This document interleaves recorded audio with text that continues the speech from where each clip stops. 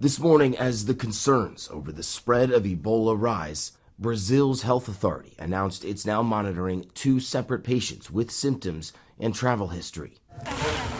One patient recently returning from the Democratic Republic of Congo and the other from Uganda, the only countries where cases have been confirmed so far. Neither have known Ebola exposure. Doctors Without Borders calling the outbreak deeply alarming, adding, "Never before has an Ebola outbreak recorded so many cases so soon after its declaration. Suspected cases now topping 1,000 and growing rapidly." Americans traveling from the DRC, South Sudan, and Uganda can only enter the U.S. through 4 airports. Medical student Michael Ruprecht was working in Uganda when the outbreak began.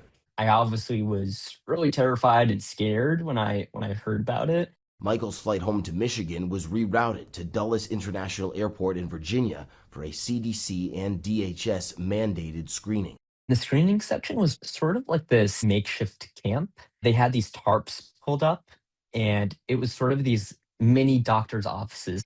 The first thing they did was check my temperature. And then after my temperature came back normal, they asked me a series of questions.